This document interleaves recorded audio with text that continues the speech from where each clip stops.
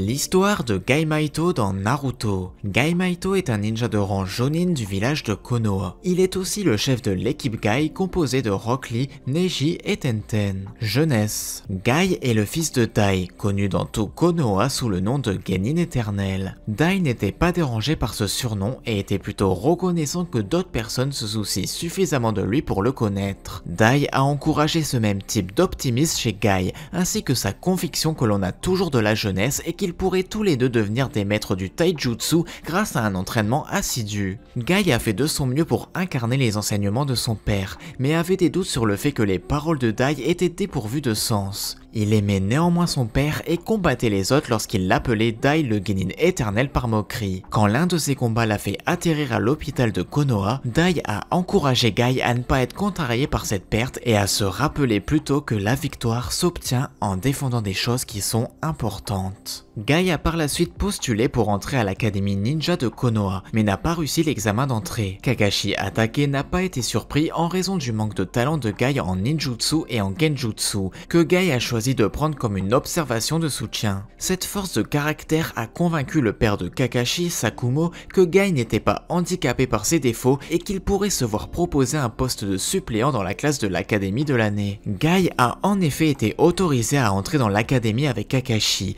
et après avoir obtenu son diplôme, il a été ajouté à une équipe qui, dans l'anime, était dirigée par Chosa Akimichi. À un moment donné, l'équipe a participé aux examens Chunin de Konoha et a passé à l'étape finale. Gai lui-même s'est qualifié pour le dernier match où il a perdu contre Kakashi. Alors qu'il était en mission pendant la troisième grande guerre ninja, Gai et son équipe ont été attaqués par les 7 épéistes de Kiri. Ils ont été secourus par Dai qui a utilisé la libération des 8 portes pour combattre les 7 épéistes. Dai est mort après avoir ouvert la 8e porte, mais il a satisfait la seule règle d'utilisation des 8 portes, donner sa vie pour protéger quelque chose de précieux, à savoir dans le cas présent, Gai-Maito. Gai a décidé à un moment donné que Kakashi était son rival de toujours, animé par le désir de prouver que sa persévérance pouvait être aussi bonne que le génie naturel de Kakashi. Il défiait constamment Kakashi à des concours de compétences, des concours de nourriture ou bien des concours de pierre-feuille-papier-ciseaux. Kakashi était indifférent à ces concours, ce qui n'a fait qu'alimenter le désir de Gai de le vaincre. Grâce à leur compétition,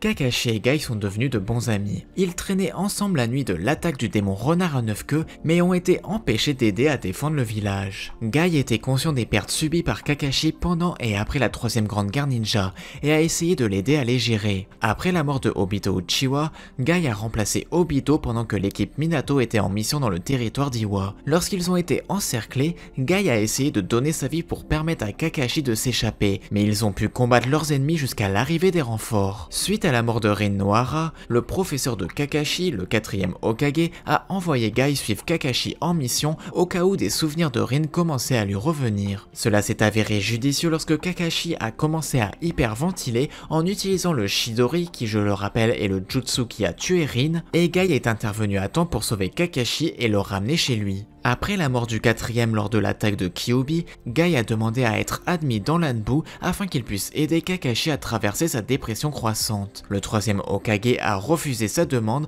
que Denzo Shimura a appuyé, expliquant que Gai manquait de l'obscurité nécessaire pour le service de l'Anbu. Gai a d'ailleurs été témoin de cette obscurité lorsque Kakashi lui a fourni un renfort lors d'une réunion avec le Pays des Bois, au cours de laquelle Kakashi a tué sans pitié toutes les forces du Pays des Bois. Gai a demandé au 3e Hokage de retirer Kakashi de l'Anbu, parce que ce genre d'acte ne lui convenait pas. Lorsque le 3e s'est finalement conformé, Gai a suggéré que Kakashi essaie de diriger une équipe de Genin pour l'aider à retrouver sa gentillesse perdue. À un moment donné, Gai a entendu parler d'un garçon de l'académie qui était incapable d'utiliser le ninjutsu ou le genjutsu. Gai a approché ce garçon, Rock Lee, et l'a encouragé à utiliser sa jeunesse pour continuer à s'entraîner. Lee a finalement été ajouté à la team Gai avec Neji et Tenten. Examen Chunin. Naruto, Sasuke et Sakura rencontrèrent Gai la première fois avant la première épreuve. Il vint punir Lee pour s'être battu avant l'examen, même s'il lui pardonna très vite. Il accueillit son équipe après la deuxième épreuve et assista au combat de qualification pour la dernière épreuve. Il remarqua la ressemblance entre Sasuke Uchiwa et son maître Kakashi Hatake. Quand Neji se battit contre sa cousine Hinata, il chercha à la tuer, forçant Gai, Kakashi, Kuronai et Hayate à intervenir pour arrêter le combat. Il encouragea Lee pour son combat contre Gaara, mais dut intervenir pour empêcher Gaara de tuer Lee une fois celui-ci hors de combat après l'utilisation de la fleur de lotus Verso. On lui annonça à la fin du combat que Lee ne pourrait certainement plus être un ninja, ce qui choqua Guy. Il rendit souvent visite à Lee durant le mois d'entraînement avant la dernière épreuve. Lui et Lee arrivèrent juste avant le combat de Sasuke contre Gaara, où Guy expliqua le Chidori à Sakura, Ino, Choji et Lee. Il critiqua par ailleurs Kakashi pour avoir appris une technique si dangereuse à Sasuke, mais celui-ci lui répliqua gentiment qu'il était mal placé pour ce genre de remarques, sachant que ce dernier avait appris à Lee une technique tout aussi dangereuse. Invasion de Konoha. Guy se rendit compte du genjutsu lancé par Kabuto et l'annula. Il défendit le stade en compagnie de Kakashi, Kuronai et d'autres Jonin. Il profita de cette bataille pour lancer un défi à Kakashi, qui vaincra le plus d'ennemis. Recherche de Tsunade. Guy intervint durant le combat entre Kakashi, Azuma et Kuronai contre les membres de l'Akatsuki, Itachi et Kisame. Il mit un coup à Kisame qui le prit très mal. Il annonça que des ninjas de l'Anbu arrivaient, forçant les deux criminels à fuir Konoha. Il fut présent quand Sasuke apprit le retour de son frère. Il partit également et rencontra Jiraiya, Naruto et Sasuke évanouis après qu'ils aient eu affaire à Itachi et Kisame. Il ramena Sasuke à Konoha et donna une tenue semblable à la sienne à Naruto. Quand Tsunade fut de retour à Konoha, Guy lui demanda d'examiner Lee et elle annonça qu'il pouvait subir une opération, mais qu'il avait une chance sur deux d'y rester. Guy donna alors le courage à Lee de subir l'opération, qui fut désormais plus sûre car Tsunade l'avait perfectionné après de longues recherches. Défi au dojo. Dans l'anime, Guy entend parler d'un dojo que Lee a ouvert. Guy se prépare à défier Lee dans un combat en se déguisant en étranger, mais est appelé en mission avant de pouvoir lancer le défi. Lorsqu'il visite ensuite le dojo, il rencontre Nanafushi, un voleur se déguisant en Lee, et l'assomme rapidement. Arc de la grande bête. Dans l'anime, Guy part en mission avec Yagura, un ninja apparemment plus talentueux que Lee. Au cours de la mission, Guy découvre que ce n'est pas vraiment Yagura, mais en fait l'un des trois frères Ryodoin, qui avec ses frères cherche à se venger de Guy pour la mort de leur père. Il piège Guy et Lee dans un château et les force à se battre par des mandataires artificiels et muets. Il découvre cette astuce en communiquant via le code Morse puis s'échappe en ouvrant les 5 premières portes. Guy explique ensuite qu'il n'était pas responsable de la mort de leur père et que leur père respectait en fait Guy, obligeant les frères à s'excuser. Sauvetage du Kazekage. Après un mauvais pressentiment de Tsunade, elle envoya l'équipe Guy pour seconder l'équipe Kakashi. Ils rencontrèrent Pakun, qui les guida jusqu'au repère de l'Akatsuki, mais ils tombèrent sur Kisame, dont Guy ne se souvenait plus du tout. Kisame affronta Guy et quand ses élèves le rejoignirent, il utilisa des clones à queue pour les enfermer dans des prisons aqueuses. Guy prit alors son nunchaku et affronta Kisame sérieusement. Pris au piège sous l'eau avec des requins de chakra, il ouvrit les 6 premières portes célestes et utilisa le pan matinal pour en finir avec Kisame, qui se révéla être un clone créé par Nagato avec du chakra de Kisame. Une fois arrivés à destination, Guy et son équipe furent chargés de retrouver les seaux fermant l'entrée. Une fois retirés, un piège se déclencha et chacun dut affronter un clone possédant exactement la même apparence et la même force, mais ne se fatiguant pas. En se surpassant, Guy arriva à vaincre son clone. Ils retrouvèrent Gaara mort et Shio utilisant une technique interdite pour le ramener à la vie en échange de la sienne. Ils rentrèrent ensuite tous ensemble à Suna et participèrent aux funérailles de la vieille femme. Quand ils rentrèrent ensuite, Guy porte Kakashi qui était affaibli après l'utilisation excessive de son Mangekyo Sharingan.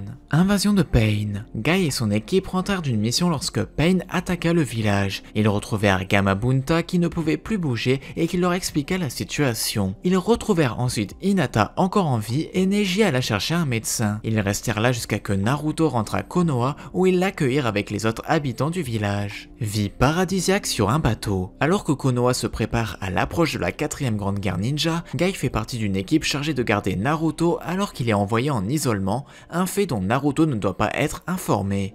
Dans l'anime, alors qu'ils se dirigent vers leur destination au pays de la foudre, ils empruntent une route indirecte afin que l'Akatsuki ne puisse pas retrouver Naruto. Avant même qu'ils puissent quitter le port du pays du feu, ils sont attaqués par un marlin géant. Ils essaient d'aider un pêcheur, Yusuke, à attraper le marlin, mais Naruto découvre que le poisson est obligé d'attaquer à cause d'un shuriken incrusté dans sa tête. Lorsque le shuriken est retiré, le poisson les laisse tranquilles et ils peuvent mettre les voiles. Guy et les autres gardes du corps ont le mal de mer peu de temps après le début de leur voyage, les obligeant à s'arrêter brièvement sur l'île de Benisu jusqu'à qu'ils se rétablissent. Ils rencontrent ensuite un vaisseau fantôme dont l'équipage a été tué par le crabe géant. Guy et les autres aident l'équipage à venger leur mort en battant le crabe, libérant ainsi leurs âmes. Alors qu'ils continuent leur voyage, Guy est kidnappé par un oiseau géant qui veut que Guy garde ses poussins. Lorsque Naruto et les autres viennent le secourir, l'oiseau les amène dans un volcan où vit l'ultime bête d'invocation. Guy et les autres font équipe avec l'oiseau et d'autres animaux locaux pour vaincre la bête. En continuant, leur réserve de nourriture commençant à s'épuiser, Guy et Naruto dans leur désespoir mangent un champignon acheté à des bandits. Le champignon les fait agir violemment, mais ils reprennent leurs esprits avec la cuisine de Shima afin d'empêcher les bandits de voler leur cargaison.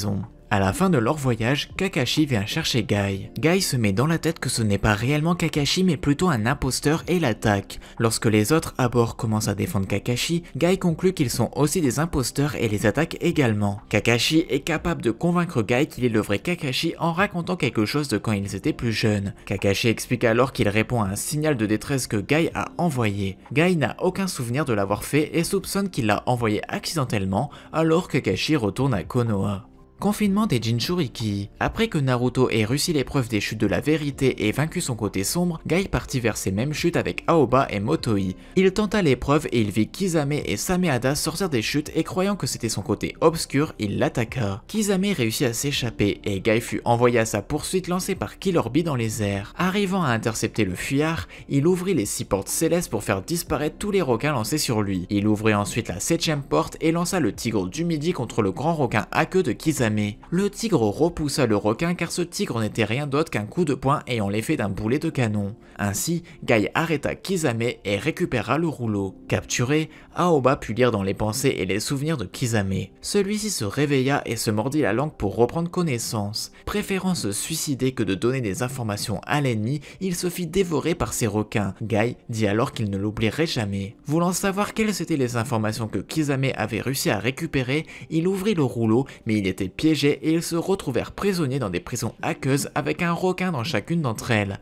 Un requin en profita pour amener le rouleau à Toby. Guy était épuisé et ne pouvait plus bouger sans ressentir une douleur atroce dans tout son corps. Il resta dans cet état jusqu'à que l'île arrive au QG de l'Alliance où il fut soigné par Sakura. 4ème Grande Guerre Ninja. Guy faisait partie de la 3ème division dirigée par Kakashi, regroupant les ninjas de courte et moyenne portée. Il dut faire face avec sa division aux ninjas ressuscités par l'Edo Tensei, à savoir ici Zabuza, Aku, Pakura et Gary. Ensuite se rajoutèrent la précédente génération des 7 épéistes de la brume, contre qui ils eurent bien du mal à cause de la brume de Zabuza. Finalement, Kakashi arriva à sceller Zabuza et à dissiper sa brume. Par la suite, Guy et Kakashi sauvèrent Naruto et affronta avec Kakashi les Jinchuriki transformé en Biju contrôlé par Toby. Il était prêt à ouvrir la dernière porte, mortelle pour son utilisateur, mais ne le fit pas grâce à l'arrivée de Naruto. Il continua l'affrontement en attaquant avec Kakashi le Gedomazo jusqu'à que Toby décide de ressusciter Jubi. Pour l'en empêcher, Kakashi eut un plan et demanda à Naruto et Guy de faire une diversion en attaquant Toby. Guy utilisa alors le meilleur de son taijutsu pour ne pas se faire avoir par Toby. Il remit également Kakashi sur pied quand celui-ci se retrouva perturbé par les révélations de Toby sur son Sharingan